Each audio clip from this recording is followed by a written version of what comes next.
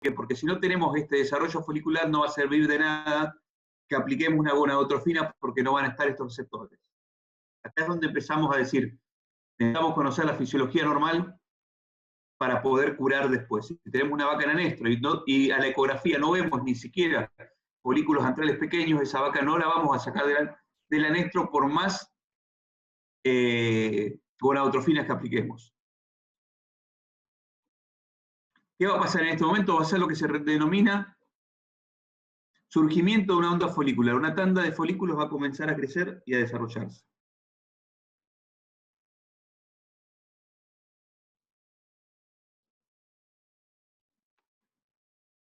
Un segundito, por favor, que me pidieron grabar y me olvidé. Ah, no está grabándose, perfecto.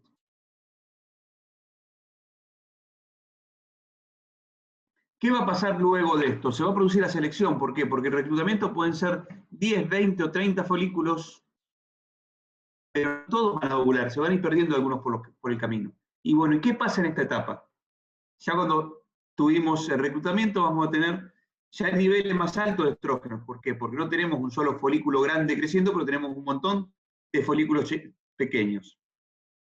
Esos estrógenos ya nos van a comenzar a inhibir los centros tónicos y también va a haber producción de una hormona por los folículos, una hormona llamada inhibina, que va a inhibir la liberación de esta gonadotrofina, de esta FSH. Entonces, ¿qué va a pasar en esta etapa? Teníamos un montón de folículos reclutados, sin embargo, se van a seleccionar aquellos que tengan más cantidad de receptores. ¿Cómo es esto?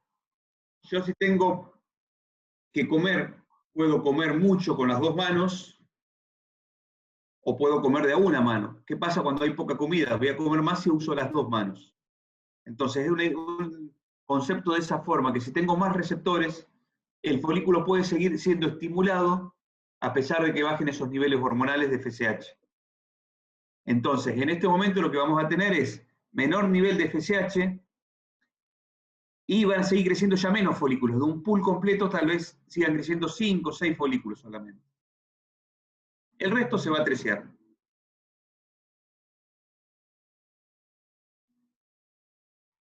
Y también vamos a tener varias hormonas que van a ir actuando, como estamos viendo, sobre esta secreción de gonadotrofinas. ¿Qué va a pasar ya en la etapa de dominancia folicular? Que es cuando un folículo sigue creciendo y el resto se atrecia. Los niveles de estradiol ya van a ser altos. ¿Por qué? Porque tengo folículos ya mediano, grande, varios creciendo, que segregan estradiol, y eso nos va a inhibir, al igual que la inhibina, la liberación de FSH del centro tónico. Sin embargo, durante todo el ciclo hay pequeños pulsos de LH que se ven en respuesta a la secreción tónica de la hormona liberadora, de la GnRH. ¿Y qué va a pasar en la etapa de dominancia? Alguno de estos folículos que se reclutó se va a desviar, o sea, quiere decir, va a seguir creciendo él solo. ¿Por qué? Porque este receptor va a pasar a expresar este folículo va a pasar a expresar un receptor de LH, y en lugar de estimularse como el resto con esta hormona que está desapareciendo, se va a estimular con esta otra hormona que muchas veces no le damos importancia, pero que está activa. Esto va a ser muy importante, este estadio de folículo, porque son folículos que comienzan a responder a la LH y a hormonas que yo use para manipular el ciclo estral que posean este efecto. El resto se va a trecear. Entonces, finalmente vamos a llegar a un folículo totalmente desarrollado, que para todo el crecimiento, además de las gonadotrofinas, requiere un montón de hormonas, y sigo haciendo hincapié que después vamos a ver por qué, que requiere el IGF-1 o la IGF, porque es una hormona, 1 y 2 para seguir creciendo. ¿Y qué vamos a tener acá? Una pared completa secretando esteroides, que lo vamos a ver un poquito más adelante, que va a tener que ver con la signología que veamos de los animales en anestro. Ahora bien, llegamos al momento de la ovulación. ¿Qué pasó? Se liberó prostaglandina, F2-alfa, el cuerpo lúteo regresionó. Hay un pico de estrógenos. ¿Por qué? Porque el folículo dominante que se seleccionó está muy, muy grande, está muy activo, Y al no tener inhibido el centro cíclico por la progesterona, se va a producir el pico ovulatorio de LH. ¿Qué va a pasar en la ovulación? Van a actuar diferentes factores como metaloproteasas, interleuquinas, produciendo la degradación de la pared del folículo. Va a actuar histamina, dióxido nítrico, produciendo el aumento del flujo sanguíneo. Y vamos a tener varias hormonas que nos van a generar aumento de la permeabilidad vascular. Yo acá, si los paso, hablo aumento del flujo sanguíneo, rubor, permeabilidad vascular, calor, y la degradación en algunos casos podría ser dolor. Esa triada, ¿qué nos quiere decir que se está produciendo acá? Es raro hacerlo por esta vía porque no podemos interactuar, pero básicamente lo que tenemos es que el proceso de ovulación es un proceso inflamatorio. Es una inflamación localizada en la pared del folículo, que es la que va a producir que esa pared se degrade en un determinado punto y se produzca la ovulación. Este fue un pequeño repaso de cuando esto funciona todo bien, todo muy lindo. Bueno, ahora vamos a empezar a ver qué es lo que pasa cuando esto deja de funcionar, que es de lo que queríamos hablar hoy. Y esto de que tenemos problemas reproductivos fue algo que fue dicho hace unos cuantos años. Fíjense, este trabajo del año 2000 demostró cómo a medida que aumentábamos la producción de leche, la eficiencia reproductiva iba bajando. Este trabajo lo muestro por más que sea viejo, porque dice que en el 90 teníamos aproximadamente unos 6.000 litros promedio por lactancia por animal, con un 50% de eficiencia o de preñez al primer servicio, y predecía para el año 2020 estaríamos por acá, alrededor de un 25-30%, con 8.000 litros por lactancia, algo que fue real y se está produciendo. O sea que la producción fue para un lado y la reproducción fue para otro por un tema de priorizar durante muchos años la producción de leche. Muy pocos productores durante años, y veterinarios también, se fijaban al seleccionar un toro, si había datos de eficacia reproductiva de las hijas. Hoy lo hay. Hoy muchos toros están siendo seleccionados y hay parámetros que nos dicen, bueno, cuál fue la vida útil de la hija, cuántas lactancias tuvo. Es algo importante porque nos refleja la eficiencia que tuvo esa hija del toro. Pero hasta hace muchos años lo principal que se miraba era la producción y nada más. Como máximo, si yo me aventuraba un poquito, facilidad de parto, y se usaban vaquillones. Entonces, volviendo a lo que dijimos hoy, es imprescindible conocer lo fisiológico para poder distinguir lo normal de lo que no es normal. Entonces, ahora vamos a empezar a hablar de lo que hablábamos, de lo que es la charla, que es el anestro. Con el pasar del tiempo, y también, tal vez, como vamos a ver un poquito más adelante, culpa de esa alta producción, hasta cambió el término o la definición de anestro. Hasta hace muchos años la definición se hablaba que era la falta de expresión de celo o ausencia de signos a pesar de una intensa detección. Sin embargo, hoy el verdadero anestro se define como la falta de ovulación, porque tenemos muchos animales en los cuales tenemos ovulación, pero no vemos el estro, no es que no lo tenemos, no lo vemos.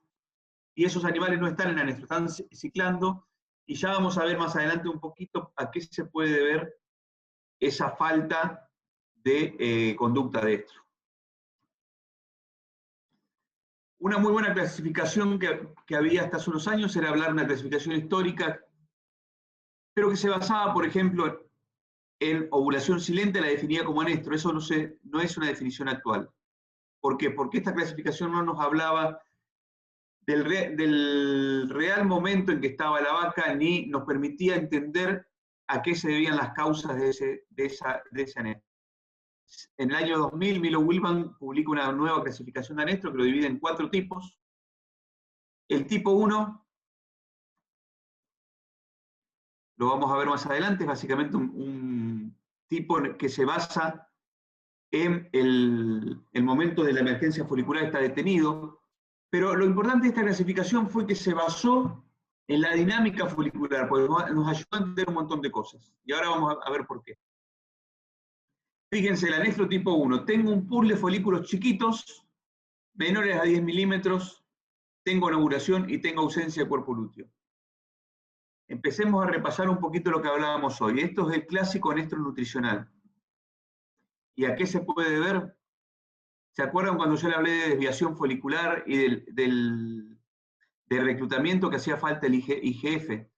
Un animal que está subnutrido tiene niveles bajos circulantes de IGF, leptina y otras hormonas, que aunque no son hormonas reproductivas, hoy les mostré que esas hormonas hacen falta en nivel adecuado para que se produzca reclutamiento folicular.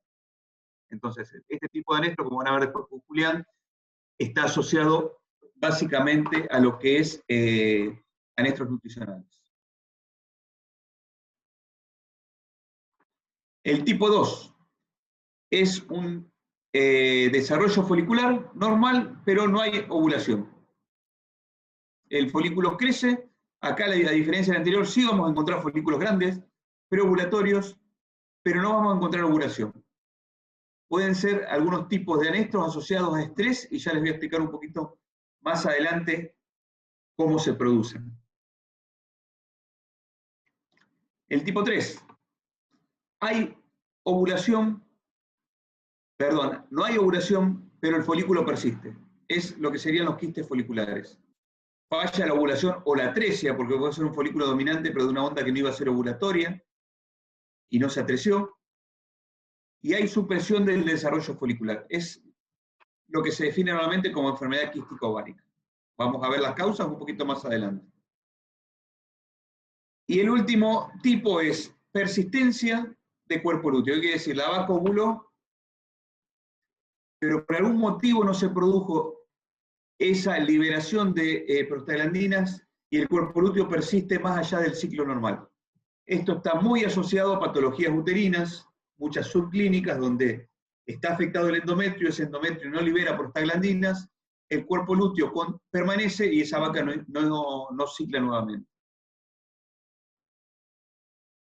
Entonces, básicamente, para poder entender el anestro hay que tener claro que es una disfunción del eje hipotálamo, hipofisario, ovárico. Esto nos va a llevar a diferentes enfermedades, como puede ser, por ejemplo, que la vamos a ver ahora, la enfermedad quística ovárica. Pero vamos a empezar a ver un poquito de ejemplos de cuando esto falla.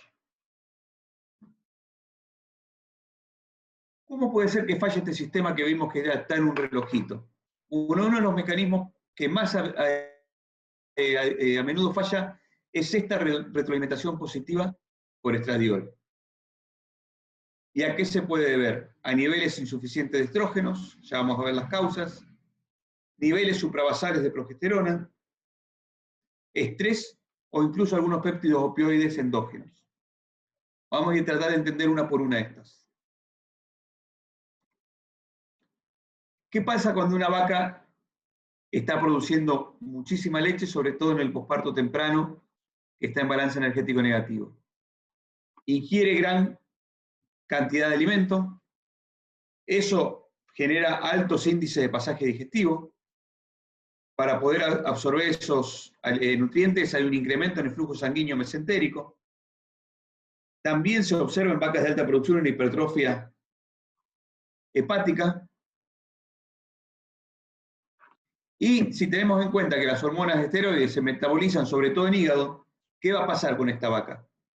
Alta producción, estos niveles circulantes de estrógeno se van a reducir significativamente y en el mejor de los casos voy a tener baja detección de celos muy cortos o directamente ausencia de celos. Para esto ayudan los protocolos de IATF muchas veces a hacer inseminaciones aunque no veamos celo detectado, pero también puede ser tan intenso esta caída de estrógeno que nos inhiba la liberación proovulatoria de GnRH y esta vaca no ovule. Como vimos hoy, un anestro de tipo 2, donde vamos a tener desarrollo folicular, pero anovulación. Podemos tener niveles suprabasales de progesterona. Se sabe que los niveles de progesterona que están por debajo de un nivel luteal, pero por arriba de un nivel basal, pueden alterar este sistema. Ya vamos a ver cómo. pero básicamente son niveles que pueden venir o de un cuerpo lúteo que regresionó mal por una infección uterina, o también pueden venir, ser asociados al estrés, que ya les voy a explicar un poquito más adelante por qué. ¿Y acá qué vamos a ver?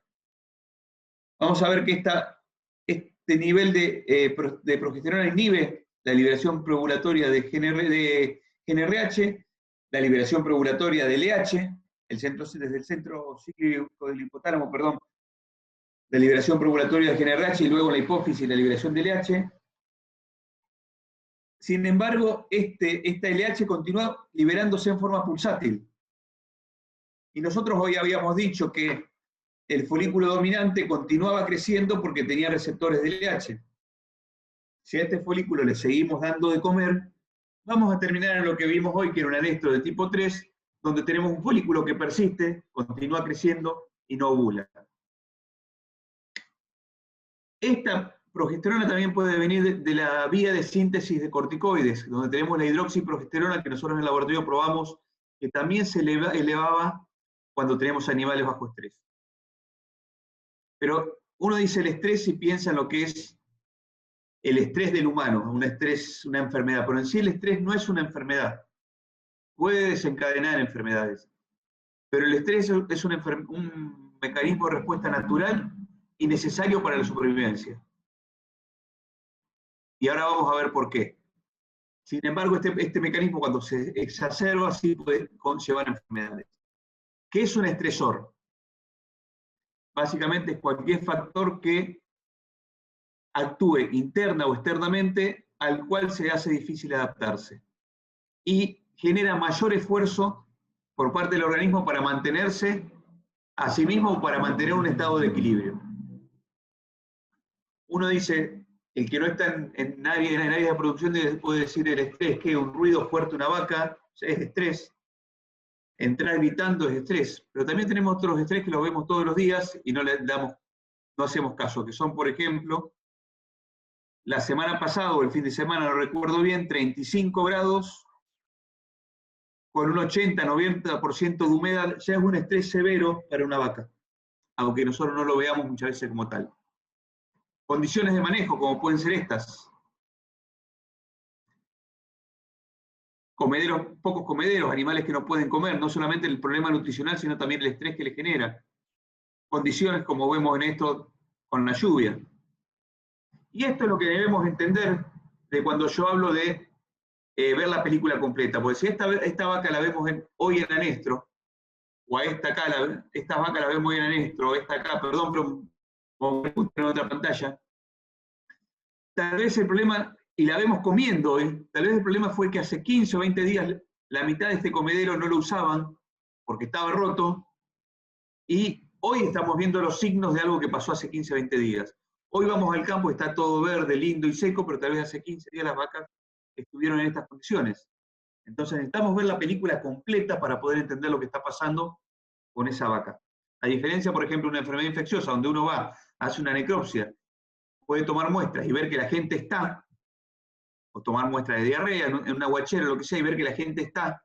En enfermedades reproductivas estamos viendo una foto del final de una película y necesitamos entender qué pasó, necesitamos que alguien nos cuente la película completa porque si no nos vamos a quedar simplemente con la foto.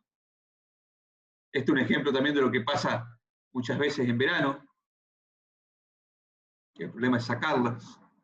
Y bueno, ¿y qué pasa a nivel fisiológico con el estrés? Básicamente el eje es muy similar al eje reproductivo. Tenemos el hipotálamo que libera hormona liberadora de corticotrofina, o la CRH, la hipófisis que nos va a liberar ACTH, adenocorticotrofa, que según cualquier libro clásico va a actuar sobre el adrenal liberando cortisol. Sin embargo, cuando uno empieza a leer un poco más y a buscar causas o efectos del estrés sobre la reproducción, ¿qué nos encontramos? Que todas estas hormonas inhiben la liberación preovulatoria de LH, tiene un efecto directo sobre la hipófisis. Y esto es lógico, no es una enfermedad. ¿Por qué? Porque cualquier animal silvestre que tiene un problema, lo primero que va a hacer es dejar de reproducirse. Un problema que le hacemos, los incendios que hubo ahora, falta de comida, cambio del hábitat, lo que sea, lo primero que va a hacer el sistema neuroendocrino es decir, primero dejemos de reproducirnos. ¿Qué pasa con un perro, un ratón silvestre, un lobo? En los gatos se ve. Lo primero que hace el animal cuando está estresado, una perra o una gata, deja de dar leche. Lo segundo, va a abandonar las crías y tal vez hasta se la coma para sobrevivir. Mientras tanto, una vaca que estresamos, lo primero que va a hacer es seguir dando leche y va a ser muy difícil que una vaca deje de dar leche por más que esté bajo agua o lo que sea. Generamos una especie o se seleccionó para producir leche. Entonces, este sistema funciona full porque lo estamos estresando por todos lados y el sistema dice, paren, por lo menos voy a dejar de reproducirme, ya que no puedo dejar de dar leche, la comida no me alcanza, llovió y estoy con el barro hasta el cogote, bueno, por lo menos mi sistema me va a producir, me va a proteger de no volver a quedar preñada. Entonces, muchas veces ese anestro que estamos viendo es un mecanismo de protección y no debemos preocuparnos por el anestro, sino nos debemos preocupar por lo que está generando ese anestro.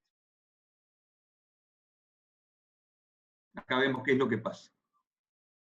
Sumado a que hay efectos directos del cortisol sobre la GnRH y también efectos directos del cortisol y la CTH sobre el ovario. No nos olvidemos que la ovulación es un proceso similar a una inflamación. Y lo primero que uno toma cuando tiene una inflamación muchas veces son corticoides. Entonces este cortisol nos va a afectar directamente el proceso ovulatorio.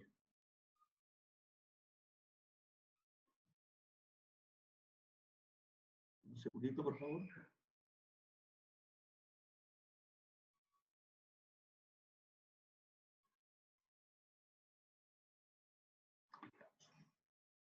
Bueno, otro mecanismo de protección que hay son los péptidos opioides, básicamente beta-endorfinas.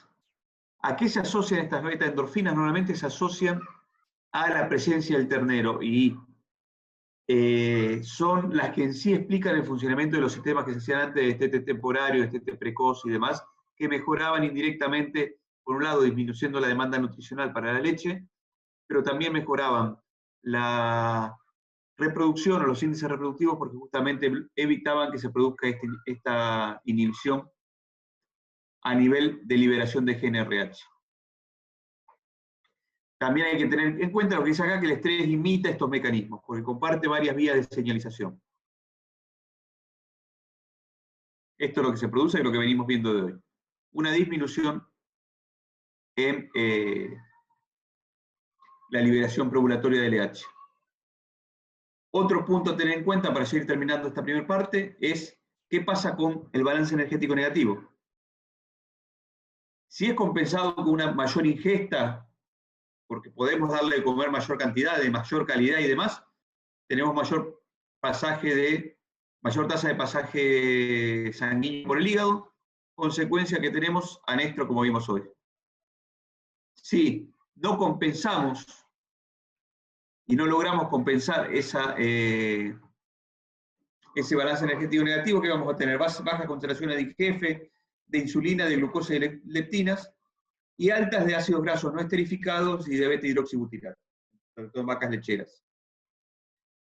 Acuérdense cuando hablábamos que para el desarrollo folicular se necesitaban IGF. Si tengo bajas concentraciones voy a tener fuertemente inhibido el desarrollo folicular. Sumado a que los nefas y el beta-hidroxibutirato son citotóxicos para células del ovario. Esto nos va a llevar como consecuencia a una anovulación y quistes. Esto es básicamente un resumen de todo el proceso que estuvimos hablando, de cómo el estrés directamente o mediado por la adrenal puede afectar toda la fisiología, inhibiendo el pico preovulatorio de LH y llevándonos a una situación de anestro. O si de un tipo 3 de anestro que puede ser un quiste folicular. O incluso si el IGF se encuentra muy, muy bajo, puede llevar a un anestro total, un anestro nutricional del tipo 1 sin nada de desarrollo folicular. Bueno, esto es un pequeño resumen de la parte fisiológica, no sé si tienen alguna duda ahora, y si no, seguimos con Julián y hacemos todas las preguntas al final, no sé qué prefieren. Si alguien tiene alguna pregunta, avise por el chat y lo vamos charlando si quieren.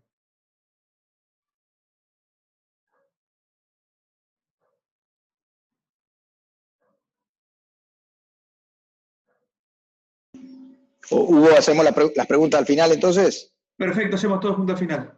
Si querés compartir vos, bueno, te presento. Creo que los que son de nuestra facultad y de otras facultades lo conocen, el doctor Julián Bartolomé, es docente de la Facultad de Ciencias Veterinarias de la Universidad Nacional de La Plata y trabaja desde hace muchísimos años en lo que son sistemas productivos lecheros de alta producción, y vamos a hablar un poquito de lo que ya es diagnóstico y tratamiento de anestro. Bueno, Julián. Muy bien.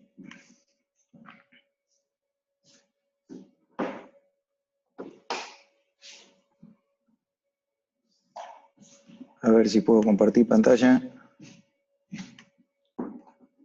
Ahí va. ¿Ahí se ve la pantalla mía? Sí, perfecto, Julián. Bueno, por acá.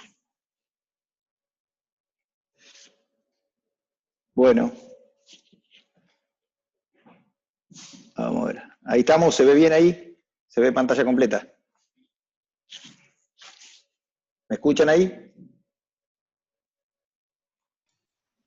Yo estoy mudo acá. No, perfecto, Julián. No, te escuchamos perfecto. Sí. Ah, Sí. ¿me escuchan ahí? Sí, ¿Me escuchan? sí, estábamos mudos nosotros, yo estaba hablando solo. Ah, perfecto, perfecto. Bueno. Muy bien, claro y fuerte. Muy bien, muy bien. Universidad Nacional de La Pampa, Huguito, me dijiste La Plata y somos de La Pampa, pero bueno, no hay problema. Gracias por la presentación, Hugo, y por la invitación. Bueno, hablar de un tema que... Perdón, Julián, por el error que ya lo vengo arrastrando del folleto. No hay problema, no hay problema. Así que agradecerle la invitación, como decía, y bueno, compartir con Hugo, ni hablar, que es un placer. La introducción que hizo él deja ya mucho allanado el camino para ir sobre aspectos prácticos de diagnóstico y tratamiento. Y bueno,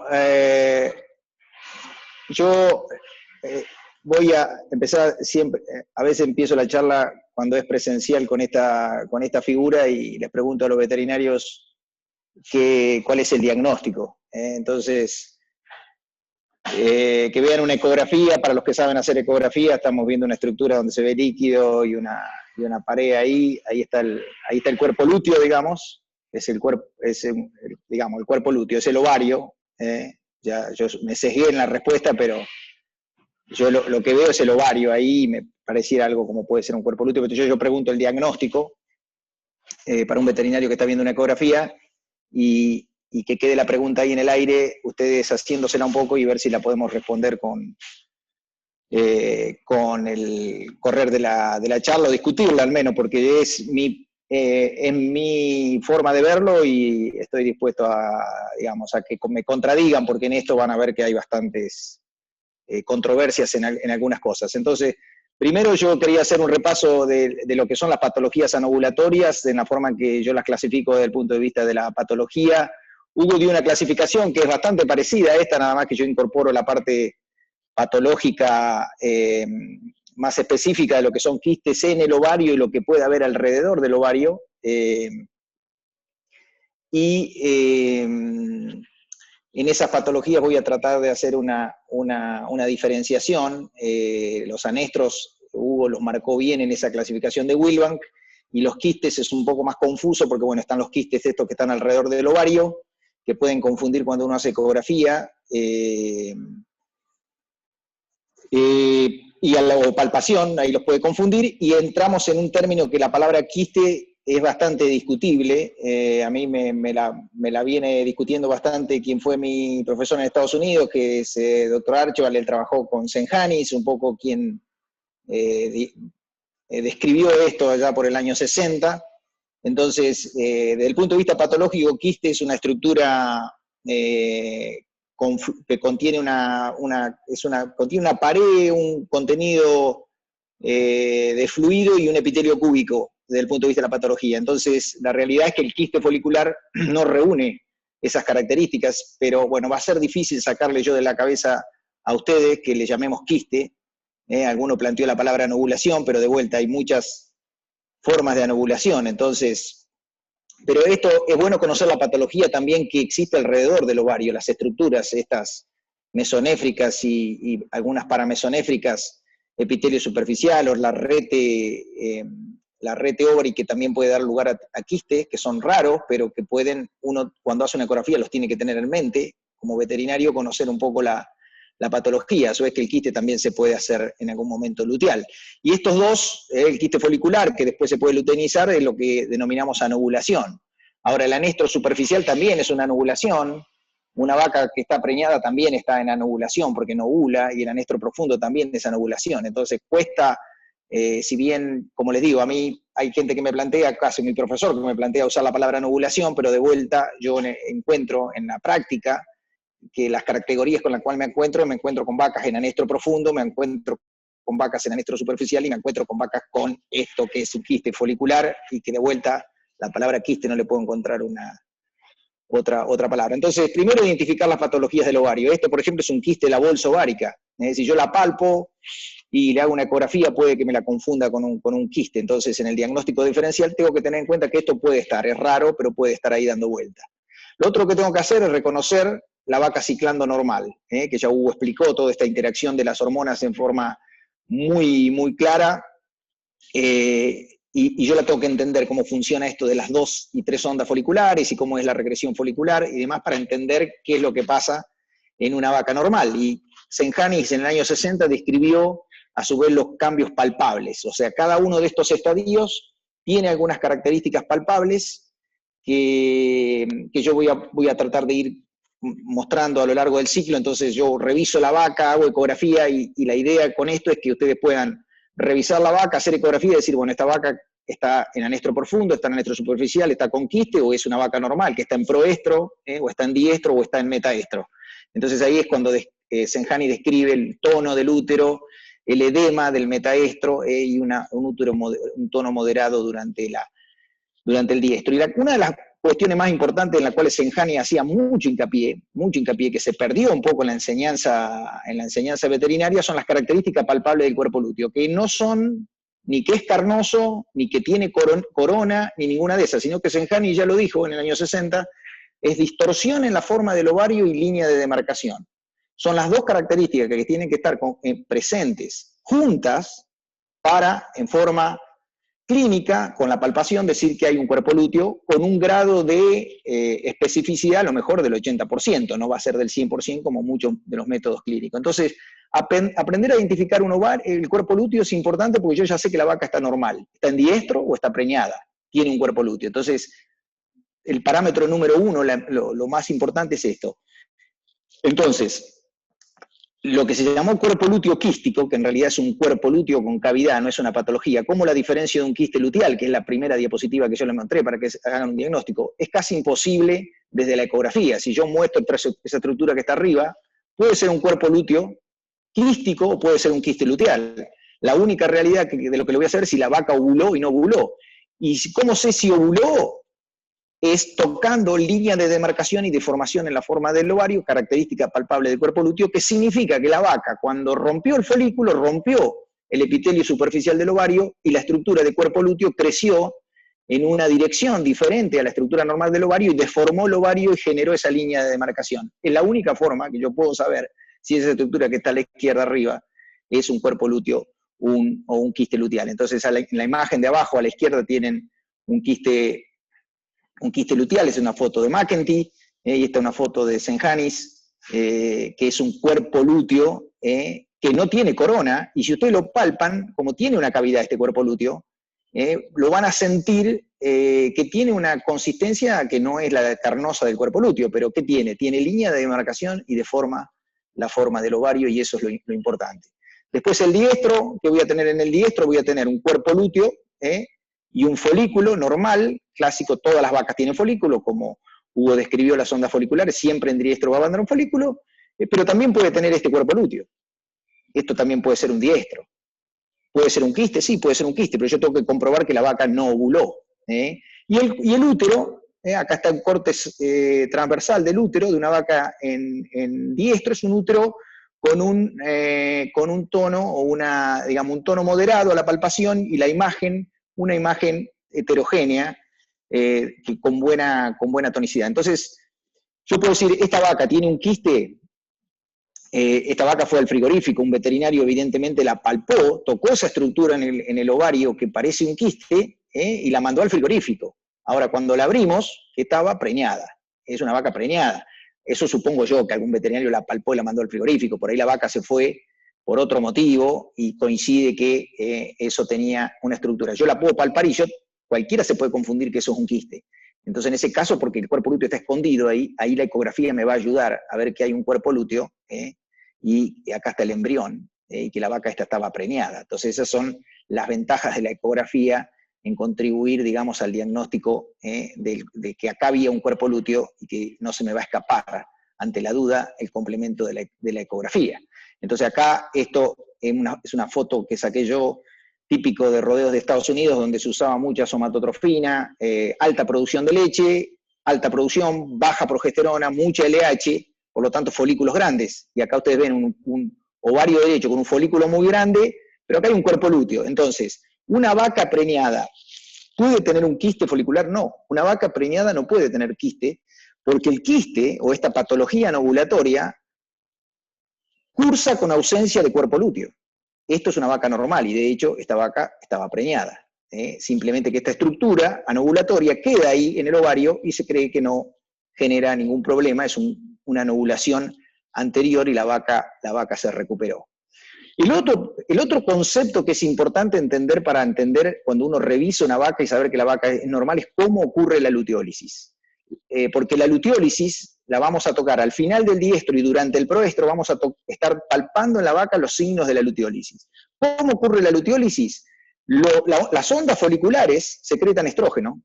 Esos estrógenos lo que van a hacer es ahí en el triángulo amarillo, estimular los receptores para oxitocina. Y la oxitocina que está circulante en todo individuo, tiene oxitocina circulante en sangre, va a tomar esa oportunidad, la oxitocina, se va a ligar a los receptores, va a producir prostaglandina en el endometrio, ese endometrio va a ir al cuerpo lúteo, el cuerpo lúteo va a lisar esas células luteales grandes con gránulos de oxitocina y va a liberar más oxitocina, va a ser un feedback positivo que va a terminar lisando el cuerpo lúteo. Por eso, a veces es difícil lisar un cuerpo lúteo de una vaca con piómetra, porque no tiene este mecanismo seteado al momento de la luteólisis. Entonces, necesito a veces varias dosis.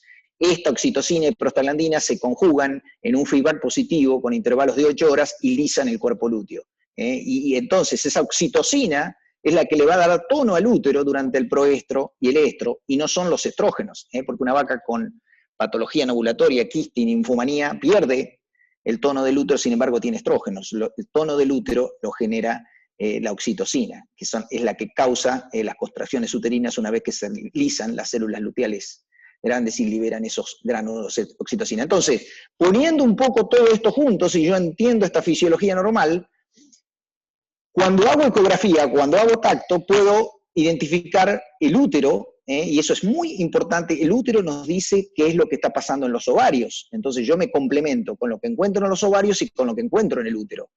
Una vaca en anestro o con patología anovulatoria, quiste, va a tener el útero flácido, acá lo pueden ver. Es un útero que al tacto es flácido y a la ecografía es homogéneo, no lo puedo distinguir del resto de la imagen ecográfica. El tono moderado que hoy les mencioné en diestro, un tono más heterogéneo en la vaca en celo, y el edema, este edema clásico de metaestro, que se genera porque los estrógenos aumentan el flujo sanguíneo hacia el útero durante el celo, el retorno venoso no alcanza, y se genera ese edema. Entonces tengo los 4 estadios del tono que me pueden ayudar en conjunto con algún rasgo que pueda tener la vaca de síntoma de celo, de haber estado en celo externo, pero también con lo que pasa en los ovarios. Yo puedo ecografiar, palpar los ovarios, mirar este útero y poder clasificar la vaca. Una cosa que tengo que tener en cuenta es que el cuerpo lúteo tarda en desaparecer 48 horas como estructura física después de la luteólisis. Entonces yo puedo tener una vaca que tiene tono, que pienso que está en proestro, pongo el ecógrafo y veo el cuerpo lúteo. Guarda, porque esa vaca puede haber recibido prostaglandina, puede estar entrando en celo, pero bueno, me va a generar esa duda. Entonces, ¿qué es lo que pasa en el proestro? Y en el proestro, a veces, fíjense, esta vaca, miren, tiene tono de proestro, tiene el folículo, pero todavía el cuerpo lúteo lo veo. Y esto es clásico, 48 horas, por ejemplo, de inyectar prostaglandina. Si usted inyecta prostaglandina y a las 48 horas hace una ecografía, la vaca ya va a tener tono, porque la prostaglandina induce la luteólisis y la liberación de oxitocina, pero todavía van a ver el cuerpo lúteo.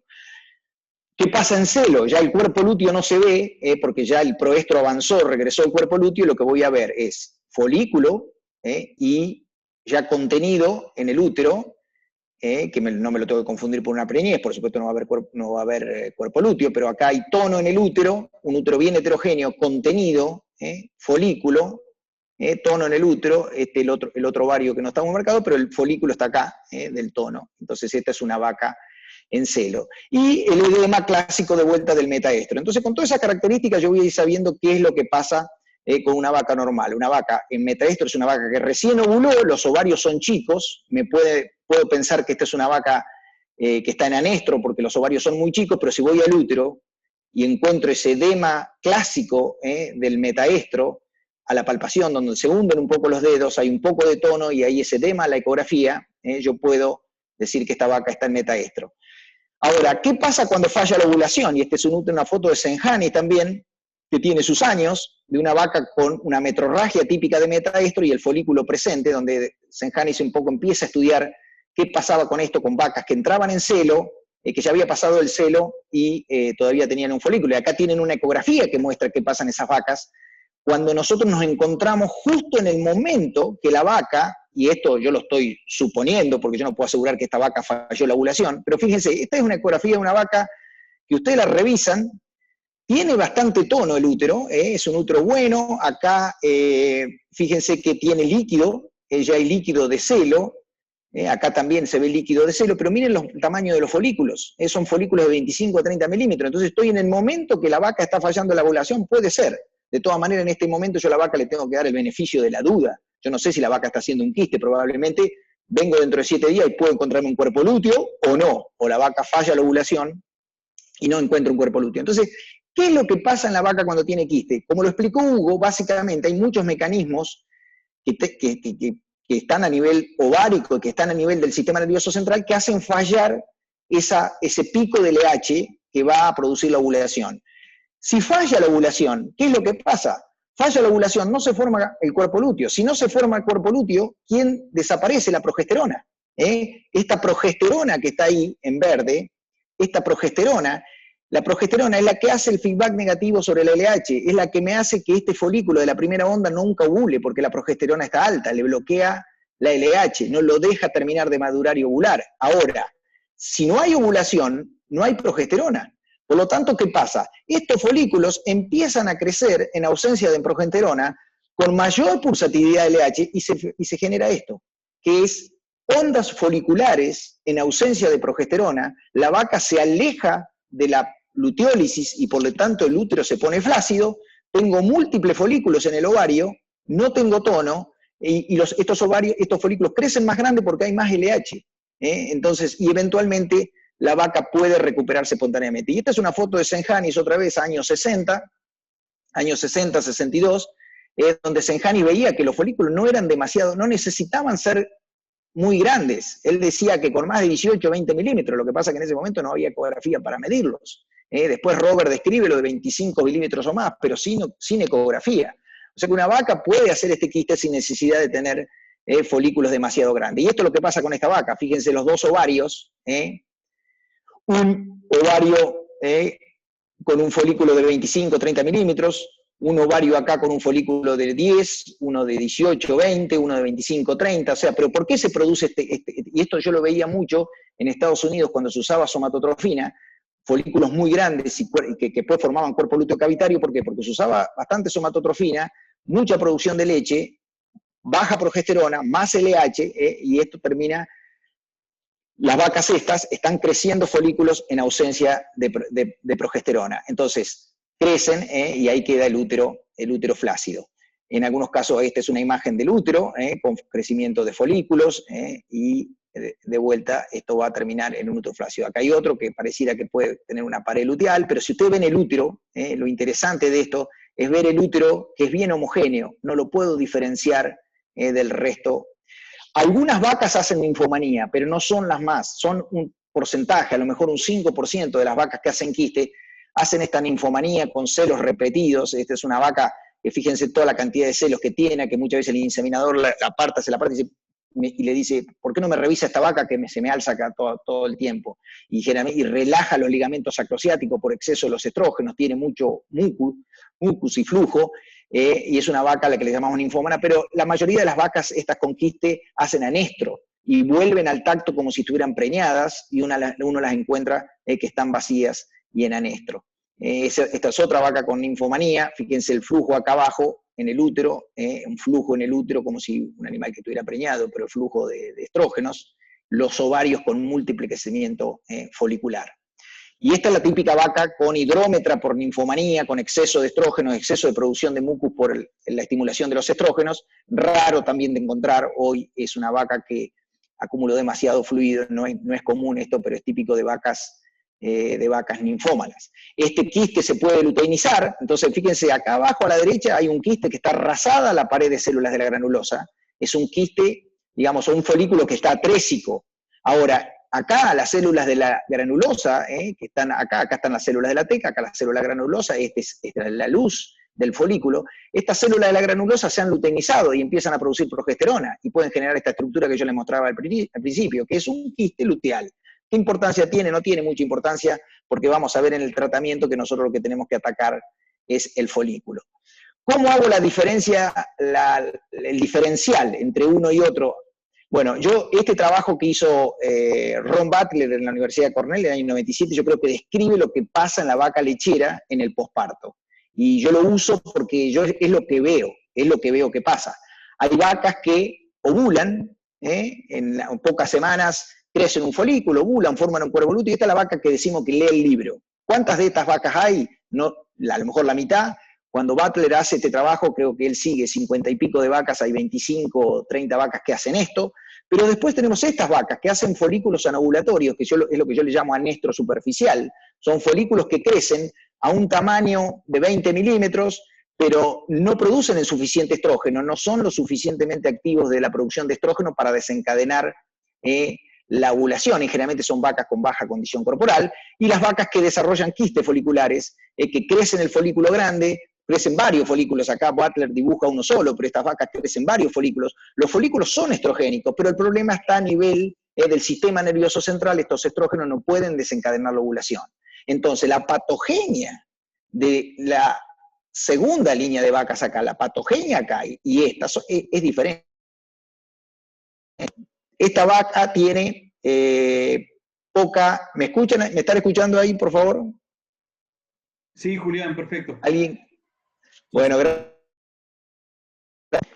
Entonces, nosotros hicimos una revisión en 2005, que la publicamos en el JAMA, con donde marcábamos lo mismo también, o algo parecido, donde las vacas pueden ir a anestro posparto profundo. Esto es raro en la vaca lechera, muy poca vaca lechera está en anestro profundo, porque en general se alimenta bien en los tambos y las vacas no están demasiado flacas para estar en anestro profundo, pero pueden ir a anestro superficial y pueden variar acá en hacer quiste, hacer ciclicidad y a veces volver a anestro, pero generalmente moverse en esta dos categorías entre quiste folicular, anovulación y ciclicidad, a veces por ovulación espontánea, a veces por tratamientos, y pasar de un estadio a otro. Entonces, esto ya lo mencionó Hugo, qué es lo que pasa en una vaca que crece esos folículos chicos, que en general está en balance energético negativo. Yo no voy a detenerme mucho en esto de las hormonas. Entonces, esta es una clásica vaca en anestro profundo posparto. Es una vaca que tiene, fíjense, abajo un ovario, nada. Este ovario no tiene ningún folículo. Este ovario que está acá tiene un folículo de 10 milímetros y el útero flácido. Esta vaca en general va a estar en baja condición corporal. Entonces yo una vaquillona de primer parto, la agarro con condición corporal 2.5 y le hago esta ecografía, esta vaca está en anestro profundo, va a ser difícil sacarla con tratamiento, y voy a tener que corregir ese balance energético negativo. Ahora, esto es más anestro superficial, y nosotros tenemos algunos datos de campo que dicen que cuando la vaca ya mejora su condición corporal un poco y hay algún folículo más, aparecen 2 folículos de 10 milímetros o algún folículo de 15 y uno de 10, la vaca empieza a mover y está en esa etapa que por ahí puede responder a un tratamiento con GnRH. Y después está la anovulación. Ahora, ¿yo cómo diferencio la anovulación? Si yo les muestro estos ovarios, muestro esta vaca con el útero flácido acá arriba, estos folículos, o esta vaca con estos 2 ovarios acá con mucho crecimiento folicular, ustedes me dicen, ¿esta vaca está en anestro o está haciendo un quiste? ¿Está fallando la ovulación porque estos folículos no son lo suficientemente estrogénicos? ¿O está fallando porque el problema está al nivel del sistema nervioso central? Y muchas veces la condición corporal es la que me va a marcar. Y a veces no tengo una diferencia que es tan fácil de determinar. Muchas veces estoy en los grises. Pero si yo tengo buen crecimiento folicular, hay varios folículos de mucho tamaño, yo asumo que la vaca está en balance energético, porque está creciendo esa cantidad de folículos, pero falla la ovulación y probablemente me responda mejor al tratamiento que una vaca en anestro superficial o flaca. Anestro superficial versus proestro, que esta es una discusión que también tenemos con los veterinarios. Dice, bueno, pero esta vaca tiene folículo. Bueno, ¿qué diferencia hay entre la que está a izquierda, esta vaca, estos 2 folículos, o esta vaca con un folículo? Yo puedo decir que está en anestro superficial o que está en proestro. La diferencia va a ser el tono del útero. La vaca en anestro va a tener el útero flácido, no lo voy a ver. La vaca que está en proestro o estro tiene que tener tono. No existe una vaca que no tenga crecimiento folicular. Bueno, y si tiene que estar en celo. ¿La vaca está en celo o está en diestro? Y si no, están haciendo alguna patología, y ahí es donde tengo que hacer la diferenciación. Entonces, el quiste tiene apariencia homogénea del útero, y este otro útero flácido a la palpación, muchos folículos en el ovario, es una vaca en general en buena condición corporal, no está tan relacionada con los días en leche, el anestro posparto profundo y superficial están más relacionados con el posparto, con los 60, 70, 80 días en leche. El quiste no respeta, el quiste puede tener una vaca 150 días y aparecer con quiste folicular por lo que Hugo decía del estrés y demás. Y bueno, y pueden aparecer folículos más grandes. Anestro profundo y metraestro ya lo mencioné hoy, ovarios chicos, guarda que puedo decir anestro profundo, pero me tengo que ir al útero. Si hay edema y hay tono, yo sé que la vaca ovuló y que voy a tener mejor respuesta a los 7 días con una prostaglandina. Entonces, en mí, digamos, siguiendo un poco la bibliografía que yo he seguido a lo largo de los años, el diagnóstico para el quiste es folículos múltiples, que al menos tienen 18 milímetros de diámetro, ausencia de cuerpo lúteo, clave, no puede haber cuerpo lúteo, útero flácido, a la palpación rectal y a la ecografía. En vacas en general con una aceptable condición corporal o lo que diríamos un balance energético positivo. Puede ser luteal, pero no tiene mucha importancia en la práctica. Y así es como nosotros pusimos este cuadro en una revisión en trabajo en Theriogenology con las características clínicas de los diferentes estadios. ¿Cómo nosotros comprobamos, cómo nos fuimos convenciendo de que esto era así? En un ensayo que hicimos en Estados Unidos, lo que hicimos agarrar vacas que nosotros hacíamos este diagnóstico y le colocamos GnRH y otras las dejamos como control, y fuimos a los 7 días a buscar si había cuerpo lúteo. Y fíjense que en las que tratamos había buena cantidad de cuerpo lúteo, pero en las que no tratamos no había cuerpo lúteo. Significaba que esas vacas que nosotros tocábamos con crecimiento folicular y sin tono, son vacas que a los 7 días volvíamos y muy pocas tenían cuerpo lúteo. O sea que el diagnóstico era correcto, la flacidez, ese crecimiento folicular, nos hacía pensar que esas vacas son las que necesitan un tratamiento de GnRH. Condición corporal muy importante, cuando uno se para detrás de la vaca y ve esta vaca que está a la izquierda y ve esta vaca que está a la derecha, ya uno va pensando qué va a tener la vaca. Es muy probable que esta vaca pueda estar más cerca de un anestro superficial por estado corporal. Estas vacas tienen más tendencia a ser quiste, pero de vuelta, muchas veces hay grises. Lo que sí es claro ver, nosotros, esto son datos de campo con no muchas vacas, pero una de las cosas que vemos con condición corporal, y no voy a descubrir nada, ¿no? La vaca con menos de 2,5 es muy difícil preñarla.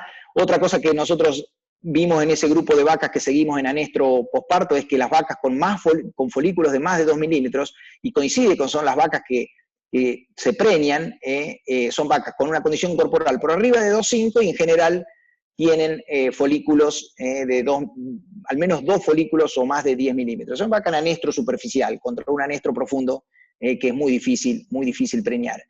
Y una cosa que yo comparto con los veterinarios para defender un poco esto de nuestro trabajo sobre la vaca, el trabajo que hace el veterinario revisando una vaca, que si bien la condición corporal es importante, porque ustedes pueden ver que las vacas en baja condición corporal se preñan menos que la en alta, pero fíjense el diagnóstico por palpación, anestro ciclando. Cuando nosotros decimos ciclando, la vaca se preña.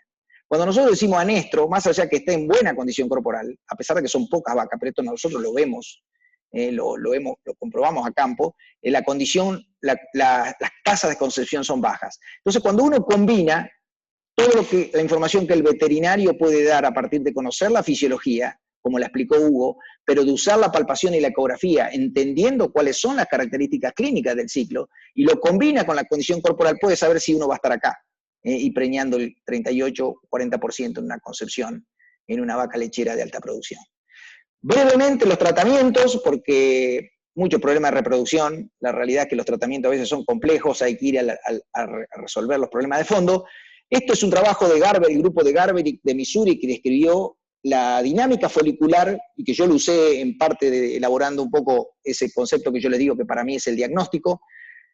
Garber siguió la dinámica folicular y vio que vacas que tenían quiste, que no ovulaban, hacían dinámica folicular. No es que te había un folículo ese y ese folículo inhibía el resto, y Hugo lo explicó muy bien en esa control hormonal del crecimiento folicular. Los folículos siguen creciendo, pero en ausencia de progesterona. Por lo tanto, crecen más grandes de tamaño, porque tienen más LH. Ahora, ¿cuál es la clave? Es pegarle con GnRH a alguno de estos. Este probablemente está atrésico, este no va a ovular, no gana nada si yo lo reviento con la mano o intento hacer un tratamiento a la palpación destruyéndolo, porque lo único que voy a generar es hemorragias y riesgo de causar adherencias y demás, no está recomendado. Yo tengo que inyectar GnRH y tener la suerte de pegarle a alguno de estos folículos en el momento justo, cuando es un folículo dominante, viable, preovulatorio, o con las características para responder a una dosis de GnRH. Sabemos que el folículo responde a GnRH cuando tiene al menos 10 milímetros, tiene una capa de célula granulosa viable con los receptores para LH, la GnRH va a impactar sobre la adenohipófisis, la adenohipófisis va a secretar LH, y la LH va a impactar sobre esos receptores en células de la teca y célula granulosa, va a hacer que esto ovule. Ahora, ¿toda la vaca va a responder a GnRH? Probablemente no, pero nosotros durante mi trabajo de maestría en Estados Unidos utilizamos este protocolo OvoSync en vacas con quiste, y vimos que el resultado era un resultado aceptable, un 23-24%. Ustedes dirán, estas concepciones son bajas. Es el año 2000, y esto es North Florida Holstein, es el verano de Estados Unidos, el verano de Florida, son tasas de concepción con estrés calórico, y de vuelta, de 20 años atrás. Si ustedes vieran lo que estamos viendo todos, probablemente ustedes lo ven también, lo que ha mejorado las tasas de concepción y la fertilidad a partir de entender el proceso de transición. Hoy estamos viendo otras tasas de concepción, pero claramente este OvoSync funciona en vacas quísticas, y nosotros hicimos algunos trabajos también utilizando, usábamos mucho este protocolo, que es un poco largo, pero que dábamos 2 dosis de GnRH, era un GnRH más OvoSync, y también lo usábamos en vacas que no tenían cuerpo lúteo. Esto publicamos un trabajo hace varios años, año 2000, en Bovine Practitioner, y lo comparamos con vacas ciclando, con cuerpo lúteo, y fíjense que las vacas con cuerpo lúteo que hacíamos un OvoSync tenían 35-36%, y este protocolo con doble GnRH, con una GnRH previo al OvoSync, se acercaba bastante a las vacas. Entonces, es un buen también protocolo, una buena alternativa para atacar a alguna vaca en anestro superficial o con quiste. Pero la otra alternativa que nosotros también experimentamos fue poner un dispositivo de progesterona acá, y lo comparamos en vacas con quiste y proestro. Usamos este protocolo, pusimos GnRH sí o no, dispositivo sí o no, y los resultados fue una mejora también en vacas con quiste a partir de poner el dispositivo de progesterona. O sea que yo creería que este es el protocolo más corto, más completo, y que lo puedo usar a su vez en vacas sanas, lo puedo usar en vacas con quiste, lo puedo usar en vacas en anestro también, digamos que es medio un todoterreno para el tambo, me permite detectar celo acá, y me permite decidir si voy a hacer una IATF, si una vaca tiene baja condición corporal o demás. O sea que es bastante flexible, y bastante, como decíamos, un todoterreno. Bueno, eso es un poco todo, perdonen la velocidad, es un tema que me apasiona un poco, yo soy rápido para hablar, y a su vez con un tema que me gusta, me entusiasma un poco, y a lo mejor a algunos los perdí en el camino, a algunos veterinarios más experimentados los aburrí, y a los chicos por ahí más jóvenes los perdí un poco en el camino, pero siempre estoy dispuesto ahí para preguntas y para que me pidan que la podemos repetir en cámara lenta si quieren, Hugo, no sé qué te parece. Bueno, muchas gracias a todos y a los que no se lo haya dormido a esta hora de la noche. Tengo una pregunta, Julián. Acá la respondo yo y si tenés algo que agregar, después hay una para vos. Bueno. Preguntó, usuario, no sé quién será. Sí.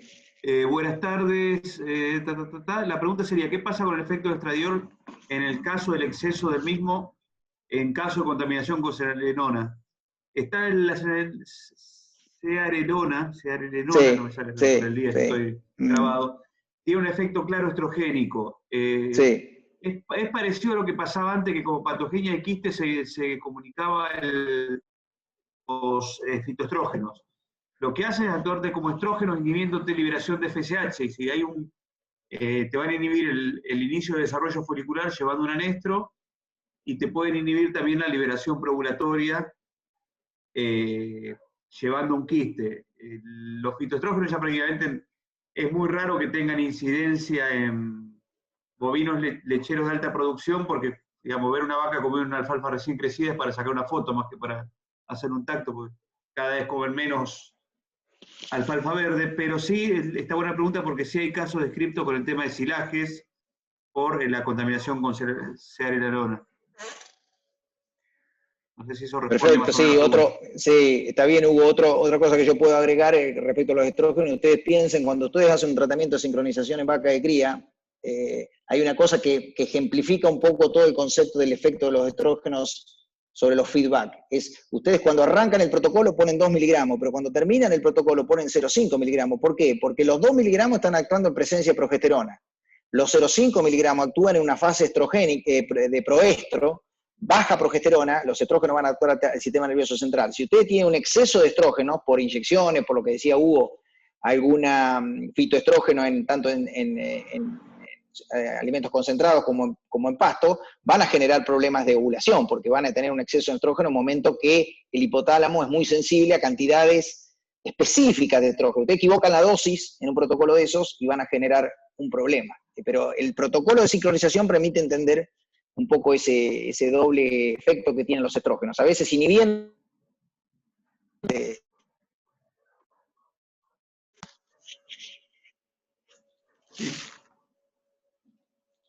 ¿Escuchás, Julián? Tengo otra pregunta. A ver. Sí. ¿Qué protocolo para IATF utilizás habitualmente para un rodeo ciclando normalmente? Florencia lo preguntó, si podrías aclarar si es tambo. Supongo que sí. Sí, venimos hablando de tambo, vaca lechera, así que yo ahí hice ese comentario nada más que general para vacas en general, pero yo en tambo uso, ustedes vieron que yo mostré ese último protocolo, más allá de alguna presincronización, porque que tiene que ver con que esa GNRH inicial tenga un mejor resultado, eso se puede discutir, pero yo uso mucho el protocolo OvoSync, a veces con dispositivo, a veces sin dispositivo, y siempre combinado con detección de celo, porque los tambos, si hay algo que no pueden abandonar, es la detección de celo. Hoy no ningún tambo, a no ser que, a ver, hay programas 100% IATF, no quiero decir que no puedan existir, pero la realidad de la mayoría de los tambos es que la detección de celo tiene que acompañar los protocolos. Así que uso mucho el protocolo OvoSync. En el mismo sentido decías, si siempre colocás implante más OvoSync en vaca ciclando o con quiste, ¿y cuándo definís colocar el dispositivo P4 en el OvoSync? ¿Y cuándo solo el OvoSync?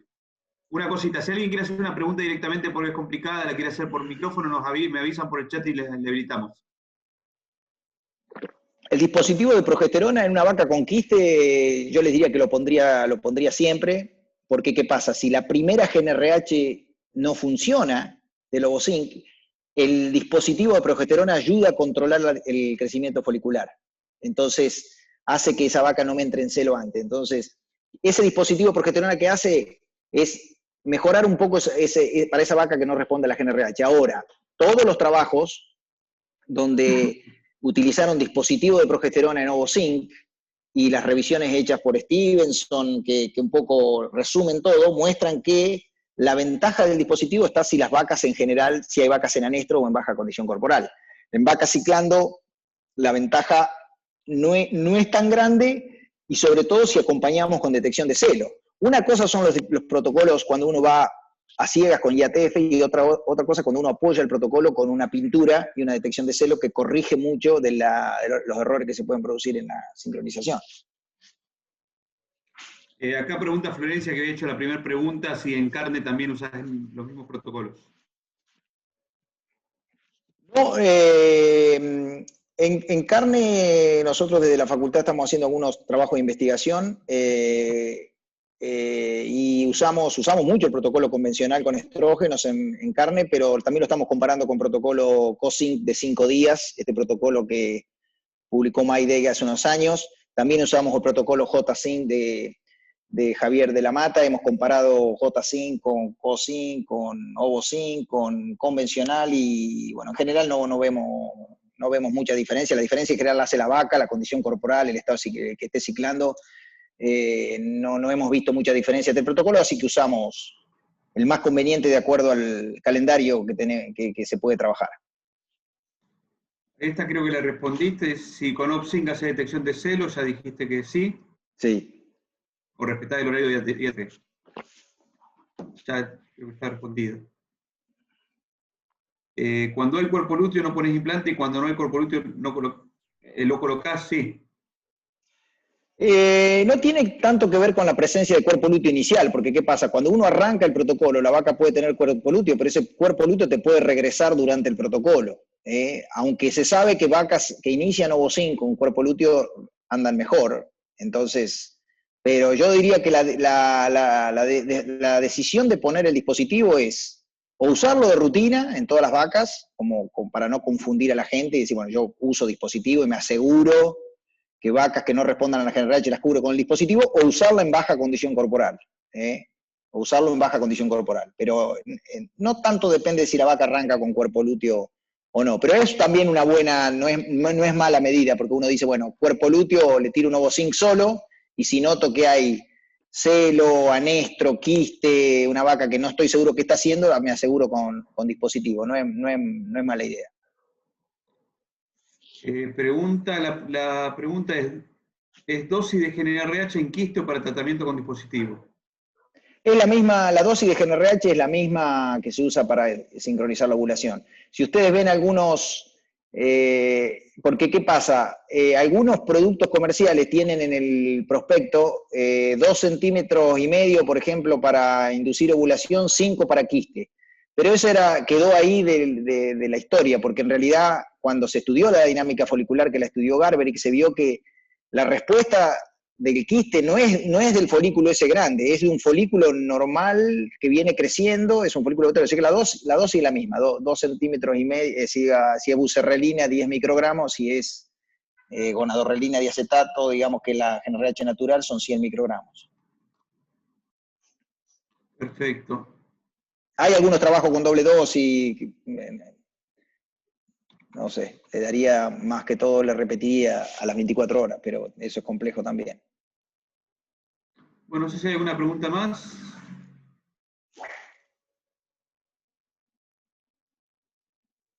Bueno, si no tenemos más preguntas, bueno, le agradecemos a todos por participar.